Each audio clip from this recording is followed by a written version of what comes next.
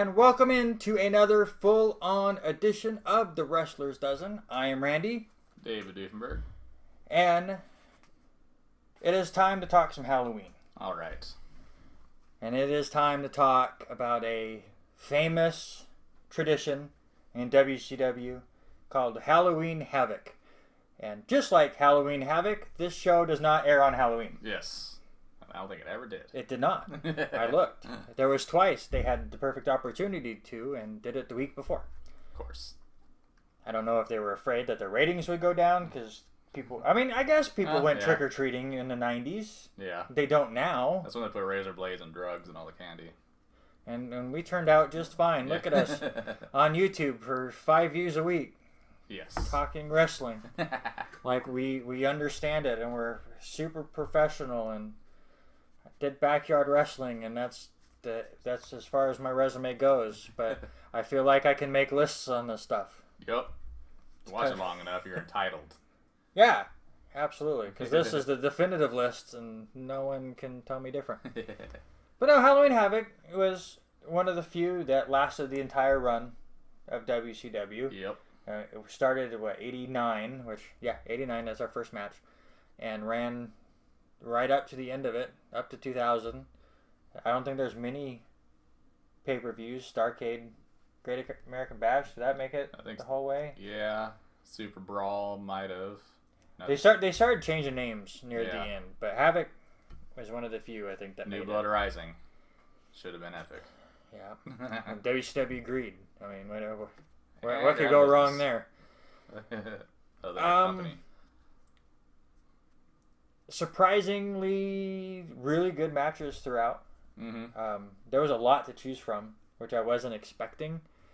Because when I think WCW, and I'm sorry if anybody out there was a big WCW fan, I always think storylines, not matches. Yeah.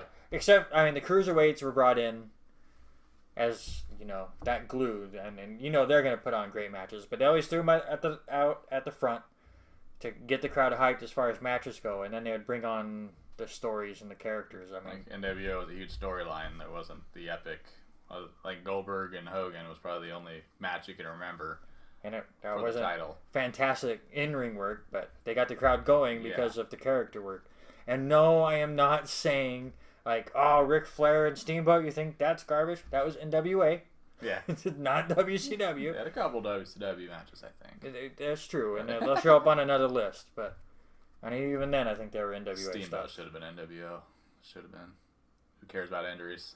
But let's get started anyways, and let's go back all the way to 1989. And for the NWA United States Championship, also when doing this, they have way too many titles the beginning of this. I think they even had 6-man U.S. titles at one point. I mean, they have NWA U.S. Tag Team titles and World Tag Team titles, and oh my God.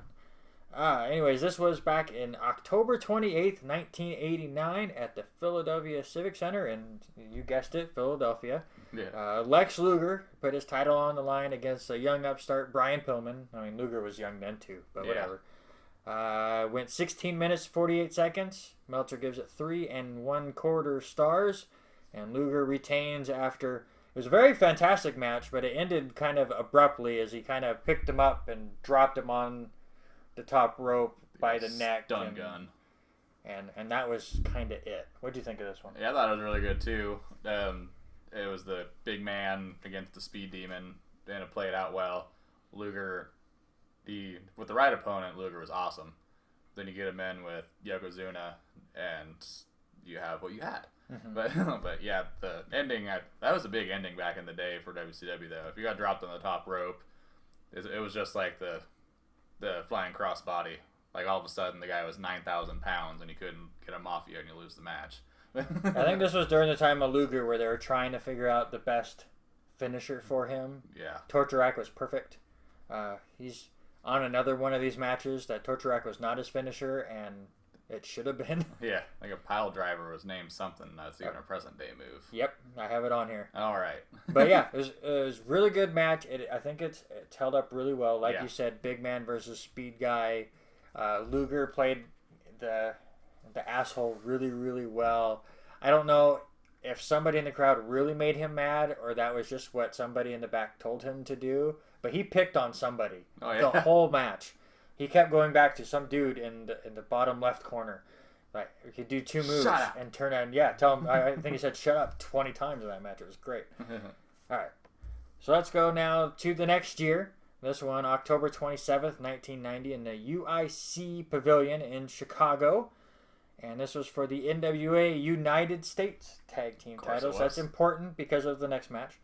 The Steiner brothers taking on the Nasty Boys. This went 15 minutes and 24 seconds. Meltzer gives it 3 3/4 stars before the Steiners pick up the win with the Frankensteiner. What'd you think? Outstanding. Like, surprisingly so damn good. Because the Nasty Boys and their WWF run was just a lot of...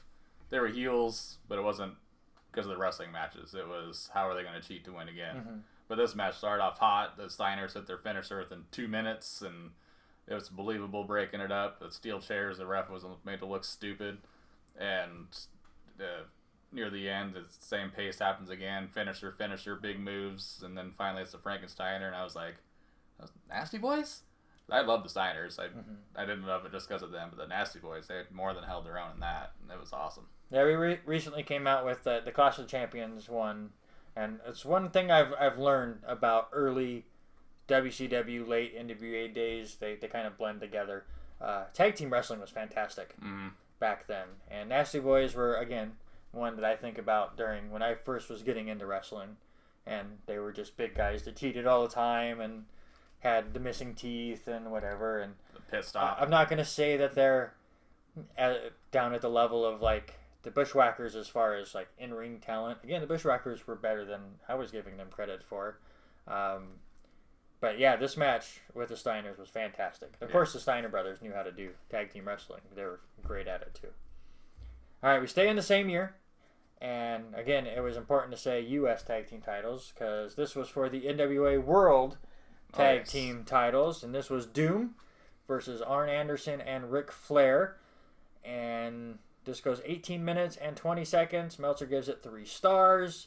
And it ends in a schmoz draw double count out where all 4 of them really didn't care that it ended. Yeah. But the moment that the bell did ring, they went back and Anderson and Flair were gone and Doom was just kind of standing there. I don't know if they were sad that they walked off or sad that they kept their titles due to count out. It was a weird ending to a really, really good match. Yeah, it was getting good. Doom, just their presence was awesome. I wish they would have had a bigger run, but I think it was Butch Reed that was the one that was going away and flopping. Ron Simmons had an alright career after that, I suppose. But yeah, that was a lot of these matches we hadn't seen, obviously, but watching it, was like, this is getting good. Damn finish. And took it down a bit for me. How many times did we say that for the Clash of Champions? Oh, God. Which I get. I mean, Clash of Champions is a free show to sell you for the pay-per-view. Yeah. But, I mean, so many smash finishes. Yeah. Let's stick with Ron Simmons. As for the next year, he is going for the WCW World Heavyweight Championship on October 27th, 1991 at the UTC Arena in Chattanooga, Tennessee, as he took on Lex Luger in a 2 out of 3 falls match. 18 minutes, 59 seconds. Meltzer gave it 3.5 stars. And I like the build-up for this match.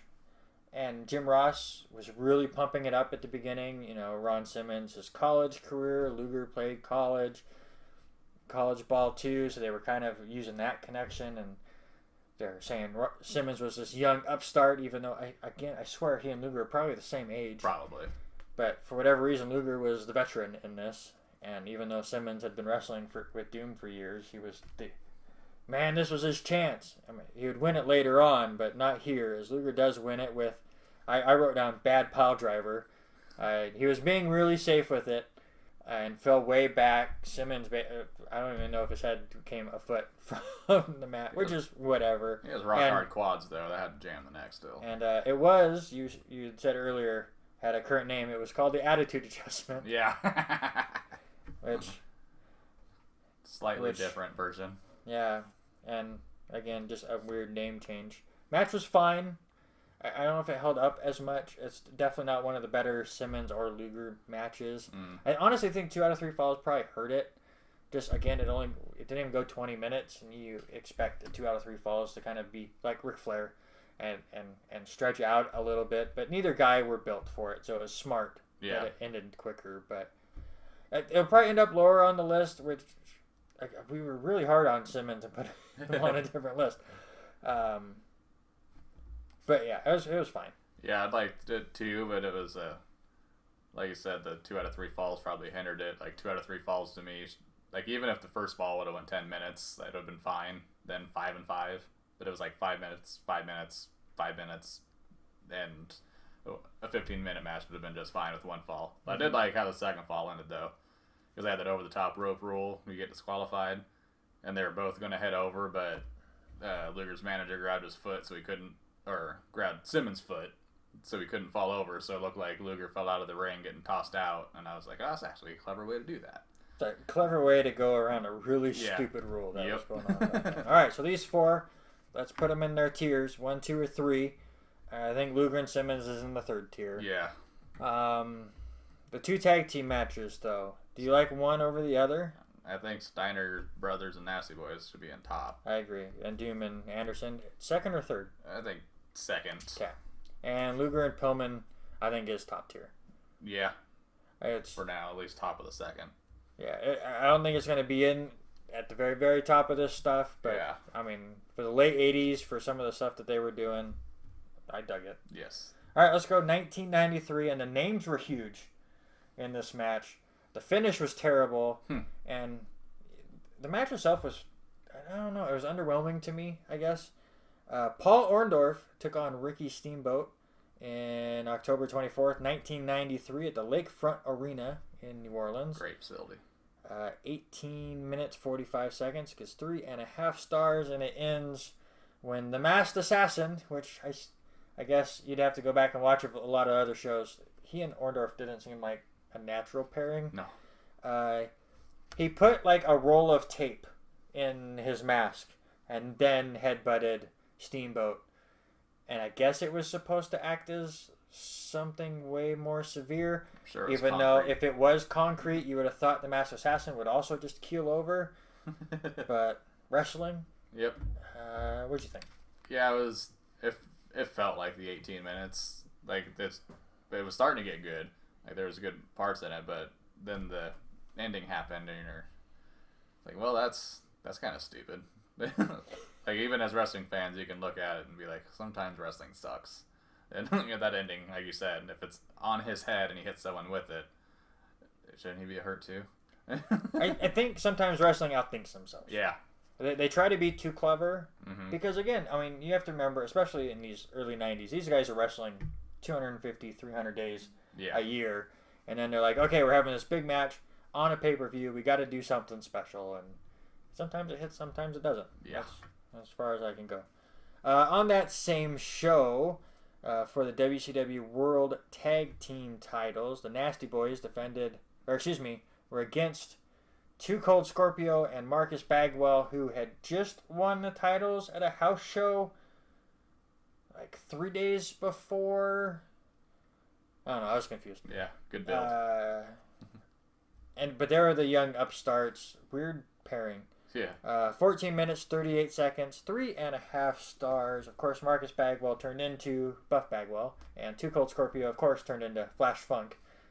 Then back to Too Cold Scorpio. I know he was way better. He was way better at Too Cold Scorpio, but I just had to show my knowledge that he was Flash Funk for like a month. This ended in kind of, we were just talking about the Nasty Boys and their smosh finishes and cheating to win, using a boot. Oh yeah. Because a boot is way more dangerous when off the foot than on the foot. But, again, wrestling. Yeah. I think this is a tag team version of Luger Pillman. The big guys versus the little guys kind of a thing. Yeah. They worked Bagwell forever before he got the hot tag. I just think they could have went a little bit longer after the hot tag because the crowd was way into it. And then the next thing you knew, there was a boot. Yeah. And that was it. But ladies love themselves some Bagwell. It was good. Yeah. It was good for what it was. Like Scorpio, he was ahead of his time too. Like I think if he was present day, he'd be, probably like Pac and fired. but but he would have gotten a lot more exposure because he was really good at what he did, and yeah, like I said, the schmaz crowd was loving Bagwell and Scorpio. I think they protected Bagwell because he was still pretty dang green. I think it was even before American Males. Yes. Just saying that name of the entrance it just brings a little Play bit. it now. No, Yeah. don't play it now. Well, yeah, it was good. Nothing out of this world, but Yeah, it was a good match. Same show, 1993 was a pretty darn good show, I think. In the spin the wheel, make the deal match, which is really dumb. It's a really dumb name. Yeah, it was really coal miners. And it was also a really dumb wheel because, so if you've never seen this match or seen where they spun it, I only happened to catch this because it was after, I want to say, the Nasty Boys match. It was the next segment. Vader comes out so they can spin the wheel. And they have this giant wheel that was there the whole show. It was just part of the entrance. And they have the Havoc logo. And the Havoc logo has a big V that's pointing down. So they spin the wheel, and I'm watching the point of the V the whole time. And I know this is a death match. But then I forget what the V ended up on. I'm like, well, that's not what this was. But then over off to the side was another little mark that wasn't as noticeable. I don't know. It threw me off. It was probably really like a leather strap match or something. You might have been right. Flag match. Vader and Cactus Jack in a lingerie match. Yeah. Well, it wasn't for the title. I forget. What was the championship match in this? It was Sting and Rude, I think. Yeah, I think so.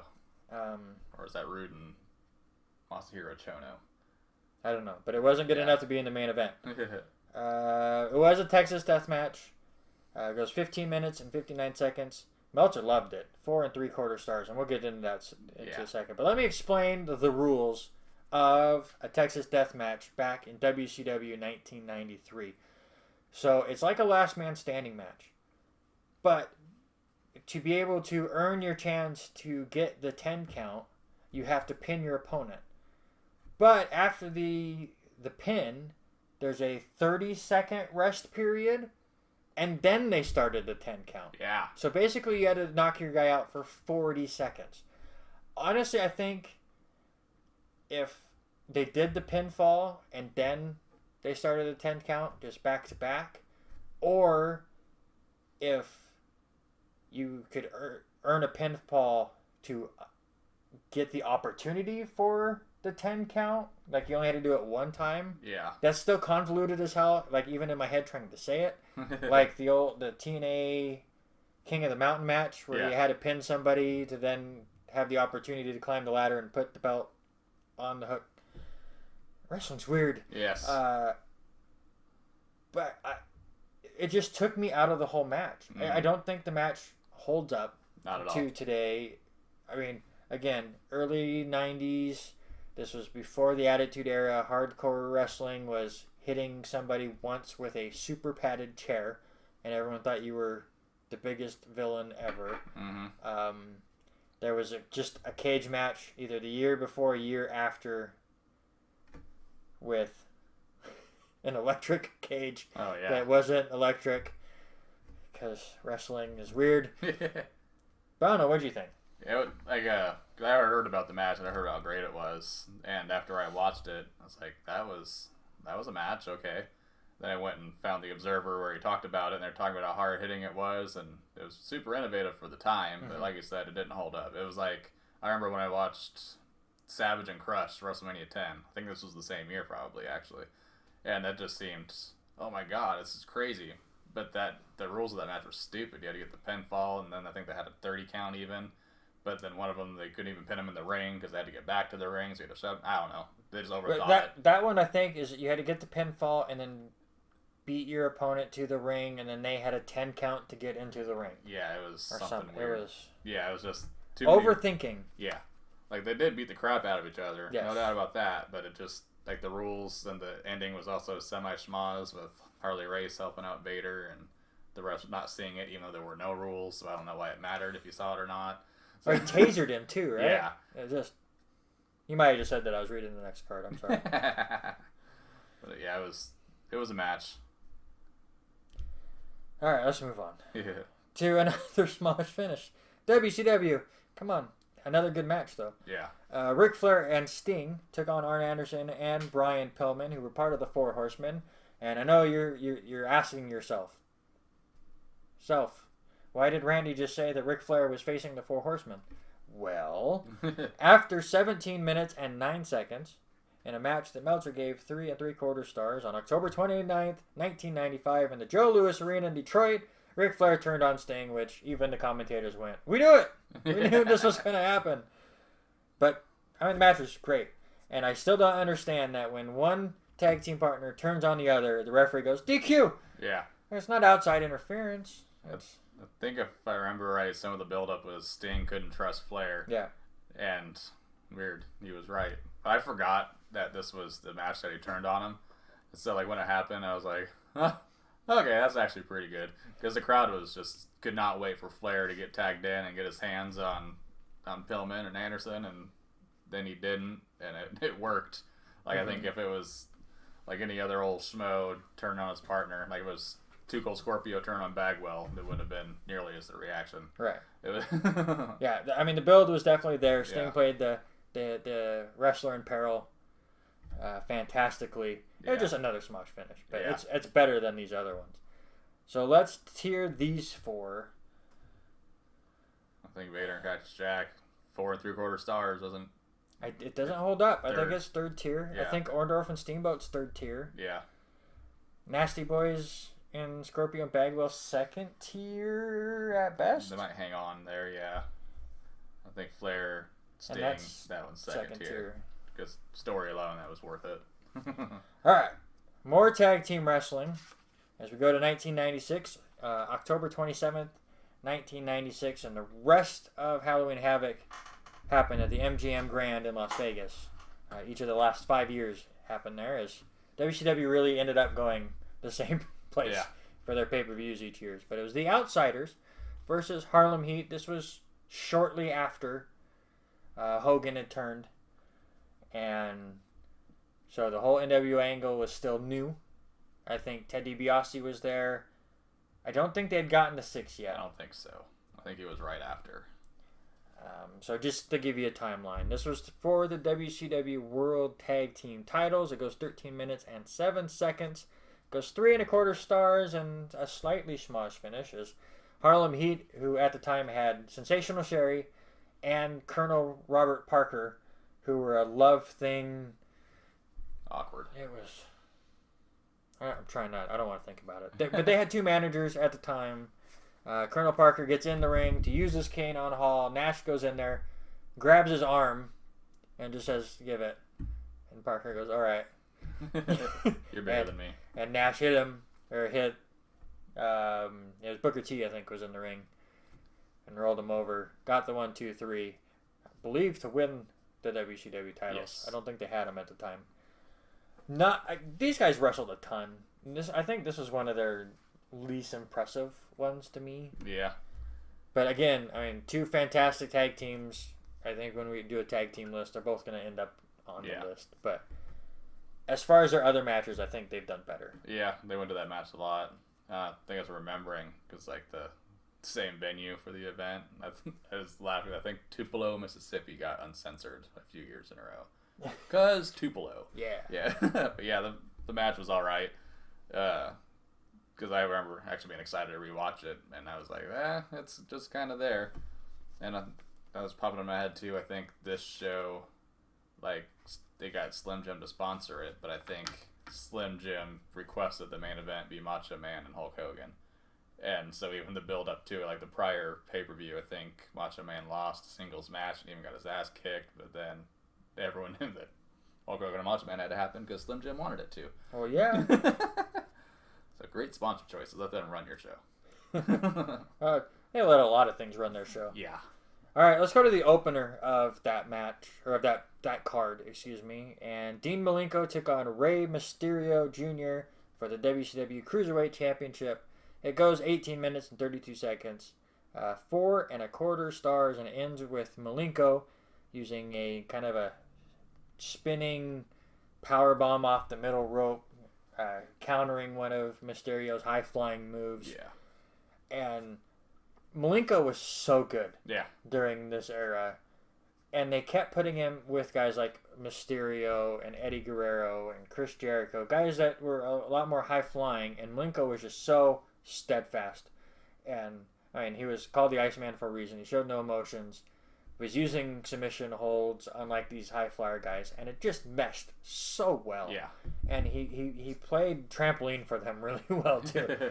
I would say one of the best Rey Mysterio matches, but we have another one on this list that just tops it. But these guys, again, like Outsiders in Harlem, they went to a ton of times. I don't know how many Monday Nitros opened with these guys.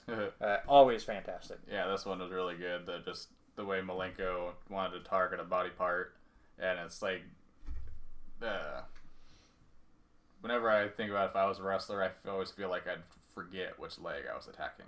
But like him, like he's in midair and he could like grab the leg and all right, this submission again. I just like, oh yeah, that was the right one, wasn't it? But he's just a bulldog, bitch, like a smaller Benoit, but not much smaller. But like the people with no personality, that's all you got to do is just make him a badass, and I'll fight you, and I want to hurt you. Are we able to say that name? Chris Benoit. Sorry, different guy. There you go. Totally different dude. Let's go to the next year and another opener. These guys were fantastic with this. Yuji Nagata took on Ultimo Dragon. This was around the time where they just kept bringing over Japanese guys. And even though us of the States had no clue who they were, they put on great matches. Yuji Nagata wins it with an arm breaker at 9 minutes and 42 seconds. Meltzer gave it 3 3/4 stars. And again, there's a story going on in Japan. Mike Tenay does his best to try to inform you on it. The manager, was it Sonny Ono? Yeah. Thank you. And Ultimo Dragon were beefing at the time. And that's about all you knew as far as storyline goes. But the match was pretty good. Yeah, because recently, like last 5 years, we got into New Japan, and I saw Yuji Nagata. And I was like, wasn't he in WCW for a little bit? Sure enough, he was. So I actually knew what his finisher was, which was beneficial. Seeing his arm breaker there, but yeah, it was solid. Like I don't know if his kicks were as good as they were even present day. Like he does the whole kicks to the back, and no matter how padded his shin could be, I don't want to take that. No. But for what it was definitely really good. And even though the crowd probably had no idea who Nagata really was, because I think he sporadically was even on Nitro, but they got into it.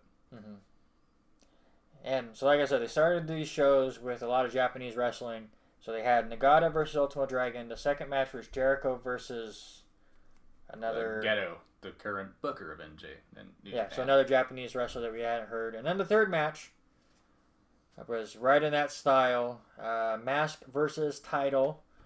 Rey Mysterio Jr. versus Eddie Guerrero for the WCW Cruiserweight Championship. If Rey Mysterio lost, he had to demask. 13 minutes and 51 seconds. It goes 4 3/4 stars for Meltzer, and to me that is underrating this fantastic match. Just not only just the moves that were going on in the match, but the psychology of it, where Rey's fighting for his mask, so he comes out in a full body suit, so he's not even wearing a mask because just his suit is now covering his face. Actually fit his head though. So he wasn't adjusting it. But Eddie decided he wanted to adjust it, so every time he had a chance, he was trying to rip it open. And to me, for just psychology based and the in-ring work, it's so good. Yeah, that 4 3/4 stars actually holds up. And that was only 4 years later, but yeah, I watched it the first time when the network first came out. So 5-6 years ago, because I kept hearing about it. It's like, yeah, that was amazing. Watched it again recently. Yep, still amazing. It'll always hold up. The high flying wasn't too ridiculous to where it took you out of the match. You could tell both guys wanted to win with the story behind it. Crowd was hot. Excellent finish. And just everything you wanted in a wrestling match. Over-delivered. So good. And 1997 was a great pay-per-view, minus the main event. That was Hogan and Piper, if you were wondering. But the match right before it was a Las Vegas death match, which is completely different than a Texas death match, because you don't have to wait the 30 seconds for the 10 count to happen. Present day last man standing. Yes. 18 minutes and 7 seconds, 3 1/4 stars from Meltzer, and this was Randy Savage versus DDP. And sadly, it ended in a smosh finish where. Fake Sting. Yeah, I was gonna say Sting was in the rafters for a while. NWO decided to use a fake dude to pretend to be Sting, which pissed everybody. I don't know. He used a bat. It was probably Nash. So terrible. The ending was so bad to a very good, hardcore match. Because they feuded all summer, and I think this is the feud that helped make DDP, because Macho Man was still awesome. Like, because he stopped when he knew he couldn't be awesome anymore, thankfully. But yeah, it was good and brutal. DDP's ribs, they were pretty much like Cowboy Bob Orton's arm. Always injured throughout those days. At least they kept the injuries going. Because even like present day, like Seth Rollins' ribs were so mangled against Brock, and then after he wins the title, they're healed. So I guess you need a belt, and it took DDP a while to get one, so that's why his ribs were hurt so long. Yeah, sure. Sure, that's exactly right. Good match, ruined by the ending. Alright, so let's rank these guys. Rey Mysterio, Eddie's top tier. Yes. That's not a question. Same with Dean and Ray. Yes. That's up there as well. What about these other three? Where would you put them? I almost think Outsiders and Harlem Heat are in the bottom, along with... Again, because we saw it so many teams. Yeah. And Savage and DDP also. Legion of God, Ultimate Dragon, I think they're second tier. Yeah. It was good.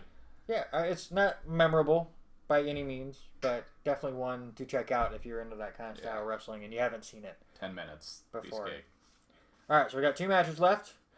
1998, Goldberg and DDP wrestled on October 28th for the WCW World Heavyweight title. They had a hard act to follow. I sadly watched the match before, just because I wanted to. Just let them know. Let the people Before know. it was the epic rematch of Hulk Hogan and Ultimate Warrior. That was one of the worst matches I've ever seen in my life, and I've probably watched it 5 times. Meltzer gave it... Well, no, hold on. Meltzer gave it 5 stars. In the wrong direction. That's true. Negative 5 stars is what Meltzer gave it.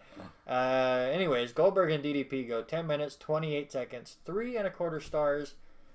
And for Goldberg, who I think they protected pretty well as far as matches go, most of his didn't last more than 5 minutes, which is fine. I mean, he got pushed to the moon so fast, and he was so intense in the ring, and the crowd was just so hooked on this guy that it was good to protect him. So you couldn't have him go out there and go 15 minutes until he was ready, I think, because you would have killed that character.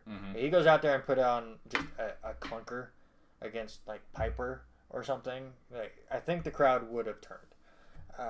But you go out there against DDP, who I say would be the perfect fit, but you look at his resume, and he was a manager forever and didn't really even start doing any of that till his mid-30s. So, I mean, he was old. He was an older wrestler, but as far as in-ring work... he was part of the New Blood, too, which was funny. Well, I mean, technically, as far as wrestling goes, he was new. Yeah. But for the 10 minutes it was in, I think they worked that match perfectly. All of DDP's work was to work on a body part to slow down Goldberg. I think it was his shoulder, just to kind of... You're not going to be able to spear me or give me a jackhammer if I hurt your shoulder, and that was able to slow Goldberg down. And most of the time when Goldberg would lose control of the match, it was because something got reversed and he'd run into something. So I think it worked really well. Yeah, and I think it was the first time anyone kicked out of the Diamond Cutter, because all the time, how can he hit the Diamond Cutter this time?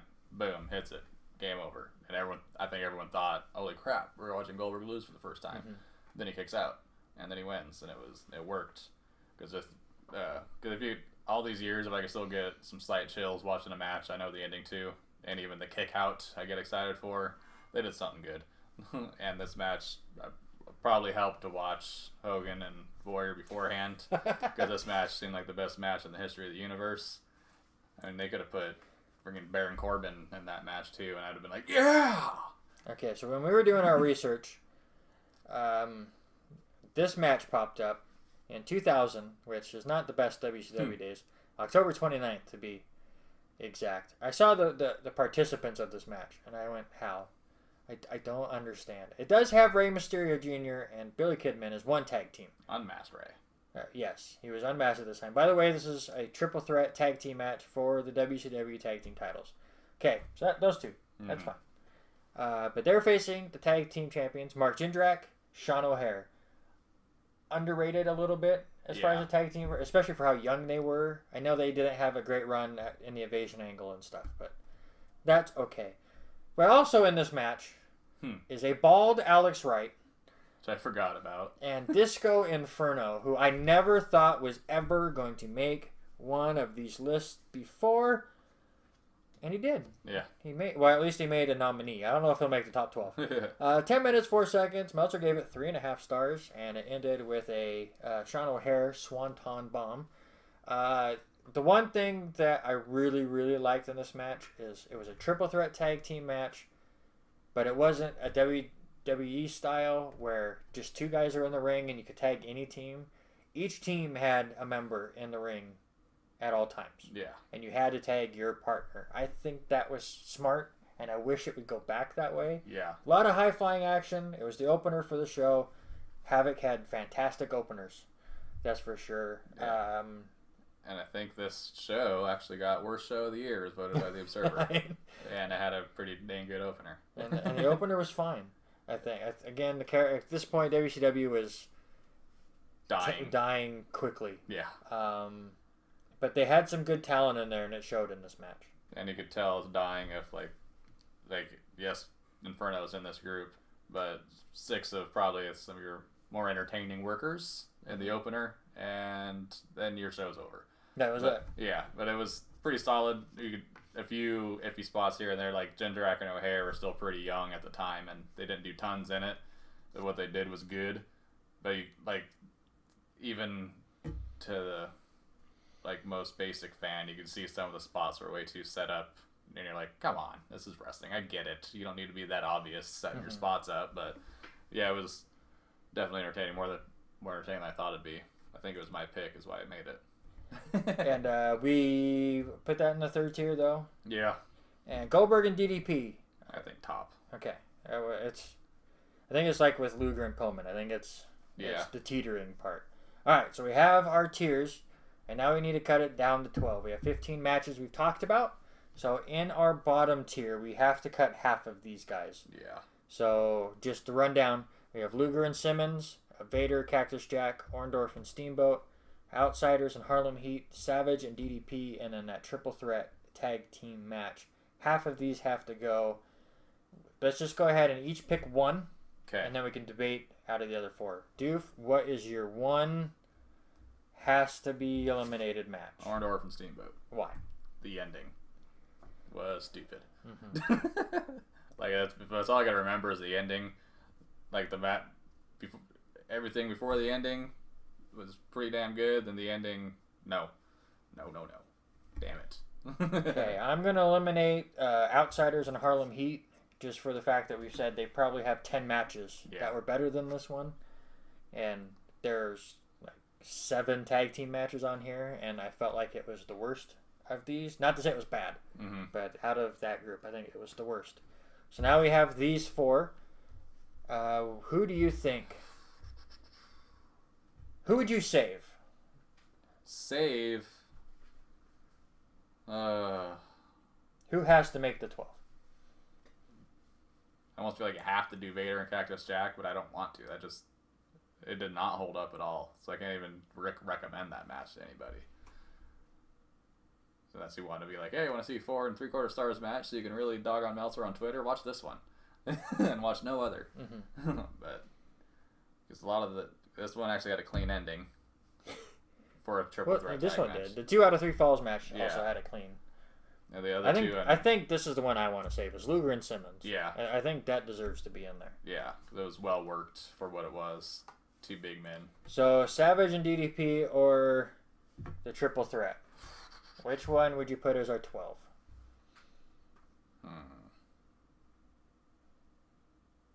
Probably Savage and DDP, actually. All right. Get rid of that. Okay. Like that. So 12 is Savage, DDP, 11 Vader and Cactus, 10 Luger and Simmons. I think Vader and Cactus 12. 12? Okay. Yeah. All right. So what we have in our second tier right now, which I think I'm okay with, because I know Luger and Pillman was a close one. but I think I like that one better than these 4. A lot of tag team matches. Yeah. Doom versus Anderson and Flair. Nasty Boys versus Scorpio and Bagwell. Flair and Sting versus Anderson and Pillman. Or Nagato versus Dragon. I think Nagato and Dragon's at the bottom of that tier. And I think right above it should be the Doom, Anderson, and Flair. That's where I was going to. Just the ending. I mean, I get it. Yeah. They were trying to protect people. They didn't want their tag team champions to lose. And I want to say Flair was a champion at this point. But I can't remember. I think he was a world champ. So, I want to say the Clash match that we talked about a couple weeks ago, that was Flair and it wasn't Simmons, right? It was Butch. Yeah. Right? I think that was the Clash right before this match. Yeah. And so a smash finish was expected. It was just an awkward finish, I think. I put Flair and Sting over the Nasty Boys match with Scorpio and Bagwell. Again, the story was great. Mm-hmm.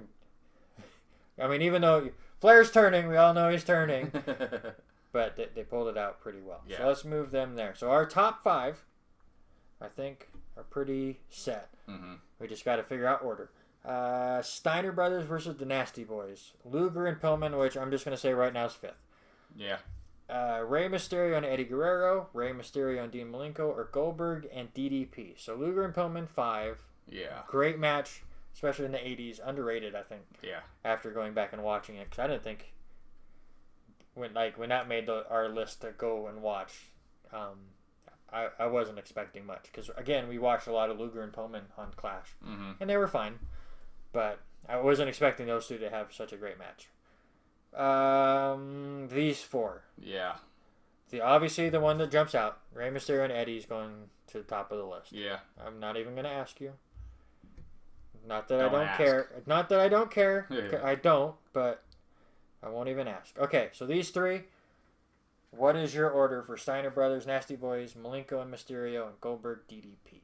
Honestly, I think 4 for me is Malenko, Mysterio. Wow, really? Yeah, and then Goldberg, DDP, and then Steiner Brothers, Nasty Boys, number 2, which is just baffling. Wow. That actually is baffling to me, too. Because I would put Dean and Mysterio, too. Oh, yeah. For some reason, just absolutely love that match. At the same time. No, I'm not saying... Because I think I would have Steiner Brothers, Nasty Boys 3. Yeah. But it's like one of those flip-flop, flip a coin. Happy with both. And I know Goldberg. This is probably Goldberg's best match. Mm-hmm. I don't know. His WrestleMania match with Lesnar was just 4 minutes of hell yeah. Just put it in 5th speed and hold on. Yeah, it was great. But Malenko and okay, I think I talked myself out of it just for the exact same argument I made for the Outsiders and Harlem Heat. We saw it a lot. Yeah.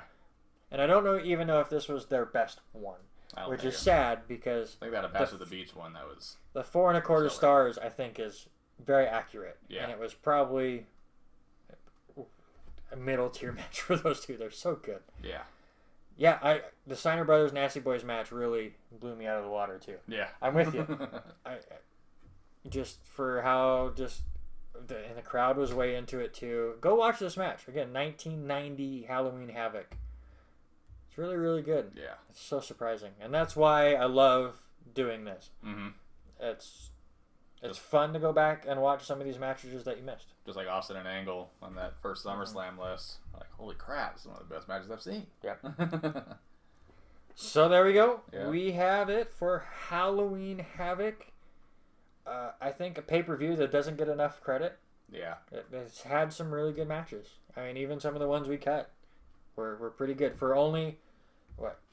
I guess it had an 11-year run. So it wasn't like that we had a small window to choose from. Like, there were some matches that we didn't do. We wanted to narrow our list down to make it easier. But like I said, if you want to go to Twitter and go to Meltzer's page, go on it the day after he reviews a NXT match that he only gave 4.5 stars because the world gets incredibly pissed off. Because lo and behold, someone has a different opinion than you. Right. You suck. This should have been 4 3/4 stars. And I just want to throw it out there real quick because I was saying Halloween Havoc's kind of an underrated pay-per-view. It is so amazing or amazingly bad. Yeah. As far as this pay-per-view goes. We talked about Hogan and Warrior. The Chamber of Horrors match with the electrocuting chair. The one cage match that we watched because it got a good rating, but it just was so hokey. It was Flair and Sting versus Muda and Funk. Yeah, the Great Muda and Terry Funk in a electrified steel cage, but only the tip top that was like bent in was electrified, but only the one time that Muda sold it was it electrified. Because there were times they were hanging from it and getting nothing, and they're going, if they don't watch out, they're going to hit the cord. And what are you talking about? There was a Tarzan rope in there for some reason that Sting used a couple times. That was awful. And then there was Chronic versus Goldberg, and I think they legit knocked out Goldberg for a second. And Oz was in this, which used to be Kevin Nash, and there's some bad. Yes.